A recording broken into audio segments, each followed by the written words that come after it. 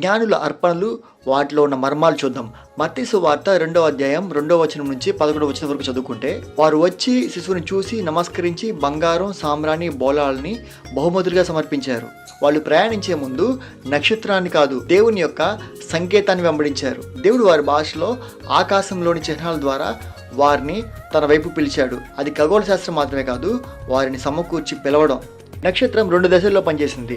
మొదటిది, వారు బబిలియన్ పర్షియాలో ఉన్నప్పుడు తూర్పు వైపు నక్షత్రాన్ని చూశారు. ఈ నక్షత్రమే వాళ్ళు యూదుల రాజు పుట్టాడు అని అర్థం చేసుకునేలా చేసింది.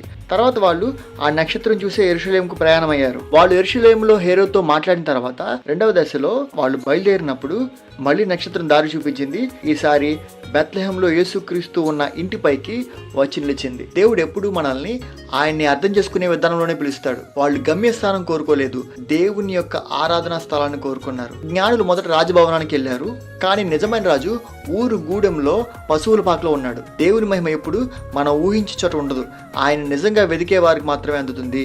జ్ఞానుల బహుమతులు చూద్దాము. వాళ్ళు బంగారాన్ని సమర్పించారు. బంగారం రాజులకు సమర్పించే బహుమతి. ఆయనలో రాజత్వాన్ని చూశారు. ప్రాచీన కాలంలో రాజులకు, పాలకులకు ఇచ్చే కానుకది.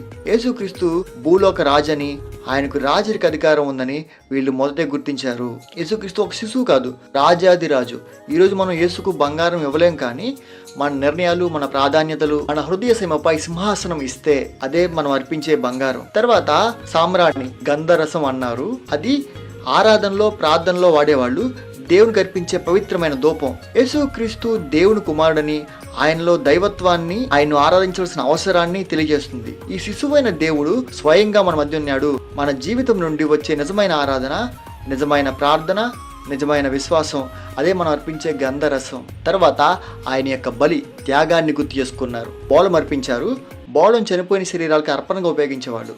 ఓ శిశువుకి బోళం అర్పించడం విచిత్రమే, కానీ ఇది ఒక ప్రవచనం. యేసుక్రీస్తు పుట్టడానికి కారణం చనిపోయేందుకు కారణం మనకు నిత్య జీవాన్ని ఇవ్వడానికి. మన హృదయంలో ఉన్న భాగాలు, బాధలు, పశ్చాత్తాపాలు, పగలు, పాతగాయాలు, అవన్నీ యేసుక్రీస్తుకు అందించడమే మనం ఆయనకు శిలువలో అర్పించిన బోళము. వీరి ప్రయాణంలో మనం నేర్చుకునే పాఠాలు చూస్తే, దేవుని కోసం మన ప్రయాణం వృధా కాదు.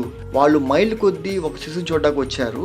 మనం చేసే చిన్న ప్రయత్నం కూడా దేవుని దృష్టిలో చాలా విలువైంది. దేవుణ్ణి ఆరాధించడానికి వచ్చారు. జ్ఞానులు ముందుగా నమస్కరించారు, తర్వాత బహుమతులు ఇచ్చారు. అంటే ఆరాధన బహుమతికి ముందుంది. మన ఆరాధన మన బహుమతి. దేవుణ్ణి కలిసిన తర్వాత సరైన మార్గం దొరుకుతుంది. వాళ్ళు తిరిగి హేరోదు దగ్గరికి వెళ్ళలేదు, మార్గం మారింది. యేసుక్రీస్తును నిజంగా కలిసిన వారి జీవితం ఎప్పుడు అదే దారిలో తిరిగి వెళ్ళదు. క్రిస్మస్ అంటే రాజుగా అంగీకరించి, దేవుడిగా ఆరాధించి, రక్షకుడిగా మన హృదయాన్ని అర్పించడమే క్రిస్మస్.